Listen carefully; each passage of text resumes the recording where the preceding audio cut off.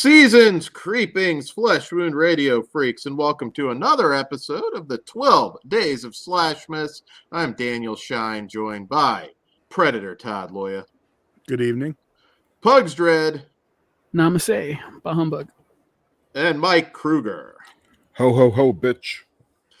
So the tournament rolls on. In case you're joining us late in the game, Kruger, tell them how the 12 Days of SLASHmas works. What we do for our 12 Days of SLASHmas special is rate and review a Christmas-themed horror film, and then at the end of the show, we add that movie to a list compiled from our previous episodes. From there, we will vote to eliminate one film from that list, leaving us with our top 3 Christmas horror movies, aka our 3 final elves. So, Todd, why don't you tell us what those 3 final elves are and what's up for contention tonight? All right, our final elves tonight are Anna and the Apocalypse, Better Watch Out, and Dead End. Eliminated thus far: Iced, A Cadaver Christmas, Dead of Night, Two Front Teeth, Night Train Murders, Tales from the Crypt, 1972, and Sheetan. And up for contention tonight is Whoever Slew Auntie Roo. And just so you guys know, it is streaming on Paramount Plus if you have not seen it. Sweet, sweet. All right, so Whoever Slew Auntie Roo is a 1972 film from director Curtis Harrington. And in this one, Auntie Roo just loves children to death. After the mysterious disappearance of her daughter, Auntie Roo has been looking for a dead ringer replacement.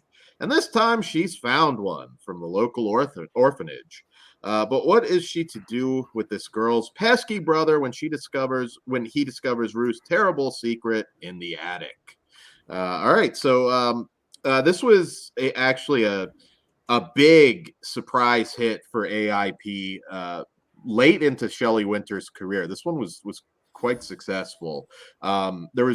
It was made pretty much back to back with another film called also starring Shelley Winters called What's the Matter with Helen? Another really great Keller? What's the Matter with Helen? Not Keller. That's fucked Out up. of here. Another insane Shelley Winters role. Obviously, she was probably in her early 50s at this point, so particularly at that time when you were over a certain age, you were kind of dead in Hollywood. Is this post Poseidon? No, right before. Okay. Right before, actually, her little bit of a resurgence is responsible for getting her the Poseidon Adventure role, which she's amazing in that as well. Yep. If you haven't watched that, you certainly should. That's a classic film.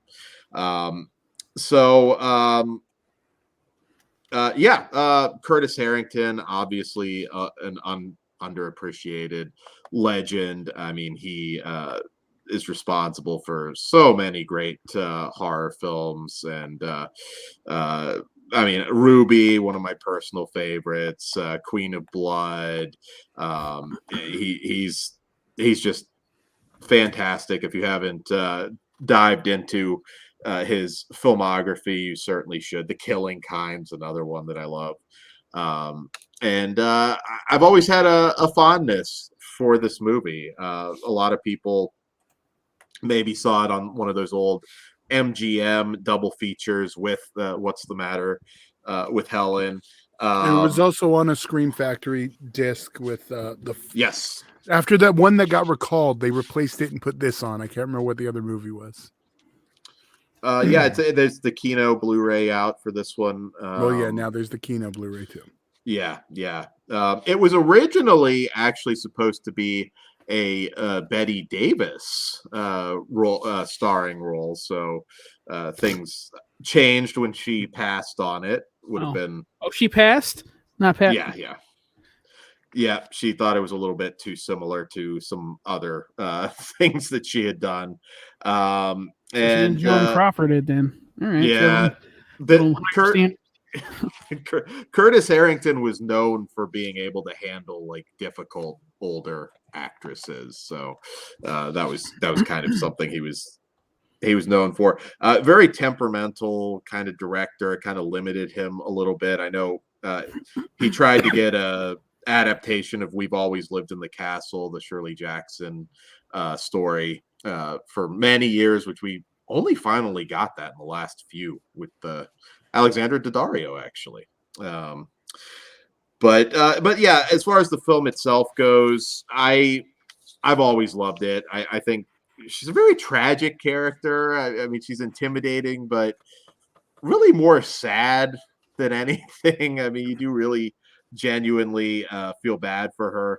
We've got Oliver himself, Mark Lester, in this movie as the boy, who was also in a great film called What the Peeper Saw that we tackled ages ago. But yeah, not a lot of horror movies, but he did do a few sudden terror that are really good. I do think this one captures the festive atmosphere at the orphanage. This has got the sort of the decor going for it that makes you feel like Christmas. It's not one that's brought up a lot as a Christmas horror movie, which is kind of strange because it absolutely does feel that way.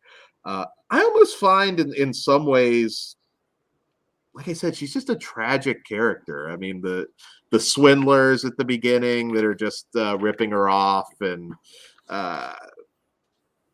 yeah, I don't know. I don't know if I would call it like it's a great performance. I don't know if it's like terrifying necessarily, but I do really enjoy this movie a lot. A lot of suspense, you know, with the kid and the dumbwaiter, and yeah. How about you guys? We have never talked about this film. I don't know if we've ever really covered anything with Shelley Winters. So No, I don't think we have. yeah, Pugs, what did you think? I was a little let down. I'm not gonna lie. I think it's pretty average movie. I guess I think I hyped it up too much in my brain because this was the first time watching for me, and I think Shelley Winters is awesome. So I was hoping I'd be blown away, and I really wasn't. I was just like, oh, this is just Hansel and Gretel, but slightly different.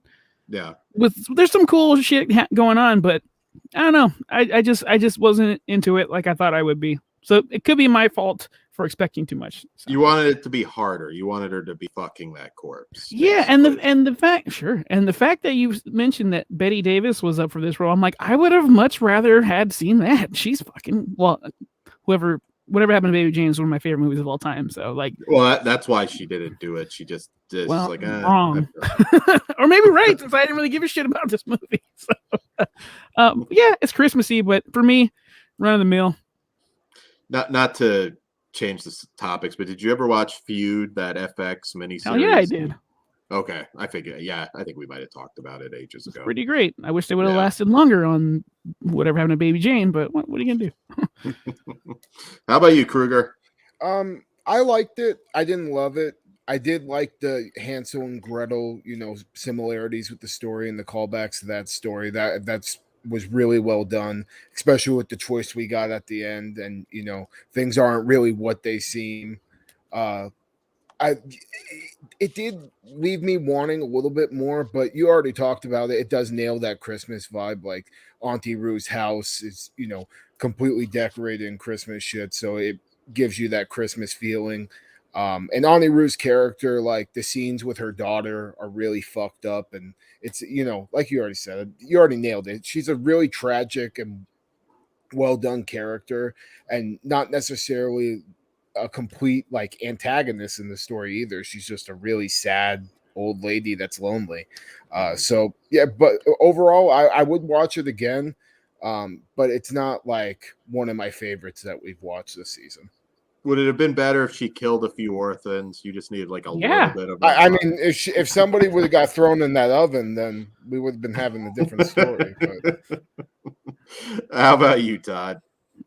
Yeah, I like the Hansel and Gretel stuff. I think I'm closer to Kruger than anything. I do remember liking it. I've seen it years and years ago. I didn't hold up as well for me on this viewing. And I don't know if it was just the company of stuff I've been watching it with, if it took a step down for me because of that. Coming off a Dead End and some of the other stuff she's on. I know. But yeah, I think it's worth a watch. It's on Paramount Plus. I mean, you got worse things to do. but I don't know if the Christmas aspect's gonna carry this one through.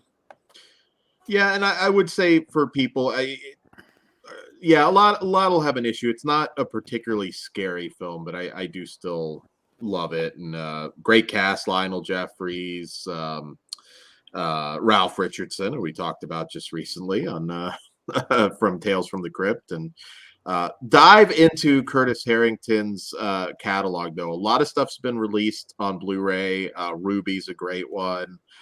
Did a lot of cool TV movies. I don't know if I want to say great, but Devil Dog, The Hound of Hell is a lot of fun.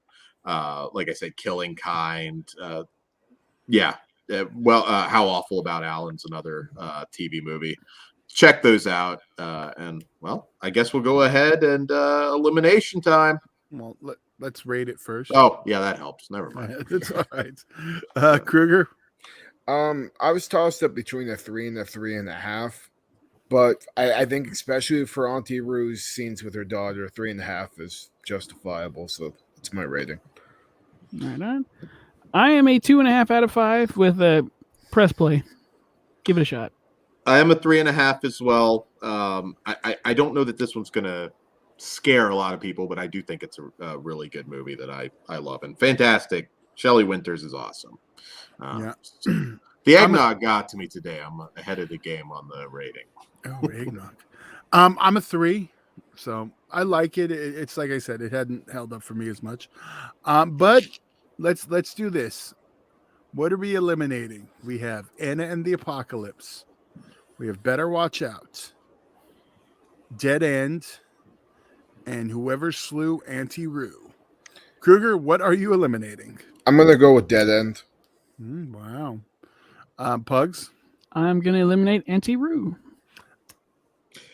Dan?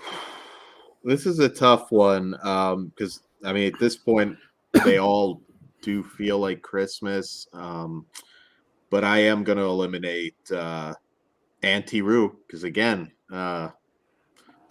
Auntie Roo. I'm Auntie Roo also. Okay. Yeah. So Auntie Roo has been eliminated. Light that fire. Yep. All right. Well, anything else on this episode, gentlemen, before we get out of here? I don't think so. Just be sure to listen to all the other 12 Days of SLASHmas episodes, and we're getting right down to the end. 3 more left. Well, you only got till Christmas Eve, and we're done. So you got 3 more episodes after this. There you go. And yes. I think it's gonna get interesting. More interesting now. Yeah, we've had some surprises. Things haven't gone exactly as I thought. So here we go. Let's see who's gonna get who's fighting on this one. But all right, on that note, Pugs, you wanna? All right, then we'll see you N-words, naughty people tomorrow. Dan, say goodnight. Good night. Happy Hanukkah. There you go. Feliz Navidad. Merry Christmas, motherfuckers. Happy Kwanzaa. I'll see you in Disneyland.